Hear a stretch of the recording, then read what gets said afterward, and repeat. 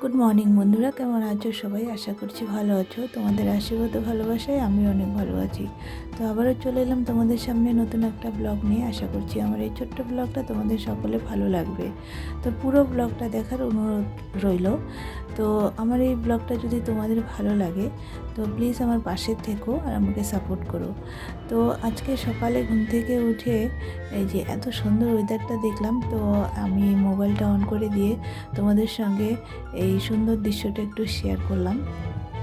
তো এই যে দেখো বৃষ্টি হয়েছে, মানে রাত্রে কটার দিকে হয়েছে সেটা বলতে পারবো না, সকালে উঠে আমি দেখি বৃষ্টি হচ্ছে।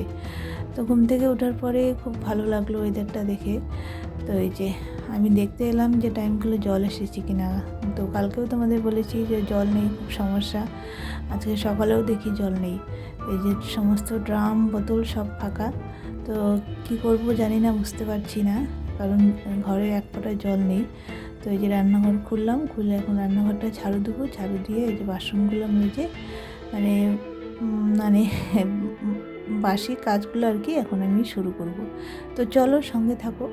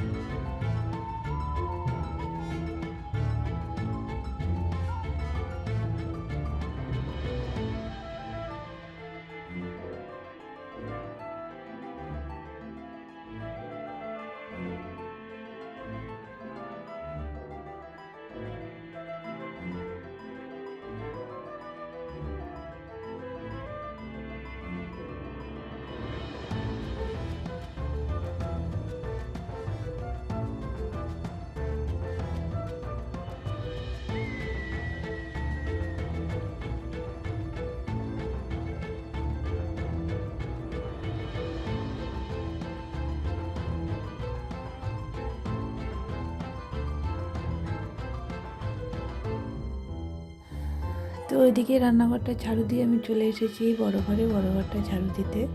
তো ওই যে বড় ঘরটা ঝাড়ু দিচ্ছি। আর খাটের তলটা না কী হয়েছে বলো তো, দুদিন থেকে পায়ে ব্যথার জন্য না আমি ভালো করে খাটের তলে মানে মুছতে পারছি না, আর ঝাড়ুও দিতে পারছি না। তো একটু নোংরা হয়ে গেছে। তো ওই জন্য একটু ভালো করে ভিতরে ঢুকে ঢুকে খাটের তলটা ঝাড়ু দিচ্ছি। তো ঝাড়ু দিয়ে তারপরে আমি উঠোনটা ঝাড়ু দিব। তো চলো।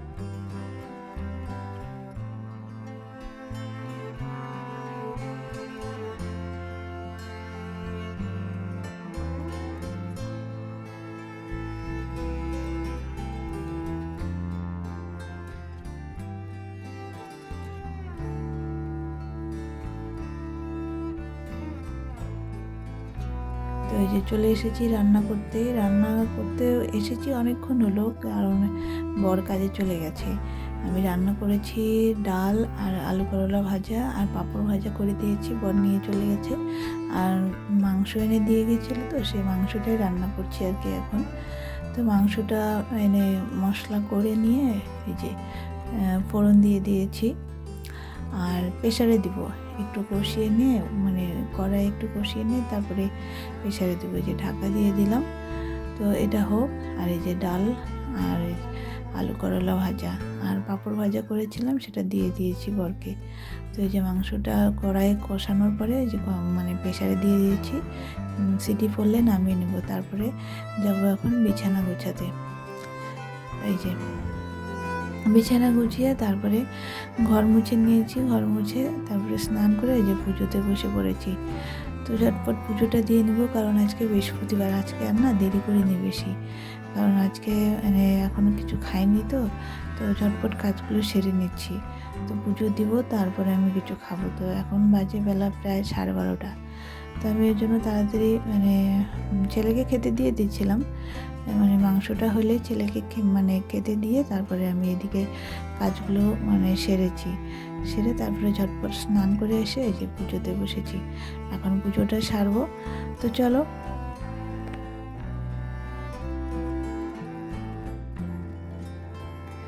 তো এই যে এদিকে দেখতে পাচ্ছ আমার পুজো প্রায় কমপ্লিট। তো পুজো দিয়ে আজকে খাওয়া দাওয়া করে একটু রেস্ট করে আজকে বিকেলে আবার যাবো হচ্ছে মাকে নিয়ে ডাক্তারের কাছে আজকে যাওয়ার ডেট। তো ওই জন্য ঝটপট একটু পুজোটা দিয়ে নিচ্ছি আমি। তো চলো, আবার বিকেলে তোমাদের সঙ্গে দেখা হচ্ছে।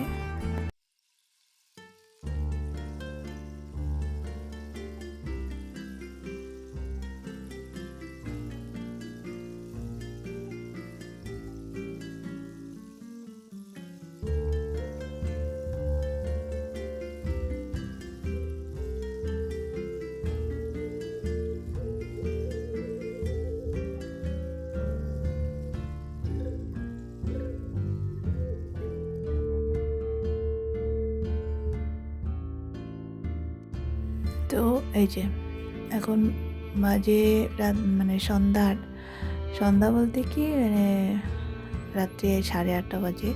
মাকে নিয়ে গিয়েছিলাম ডাক্তারের কাছে, ডাক্তার দেখিয়ে চলে এসেছি। তো মার বাড়িতে এসেছি ডাইরেক্ট।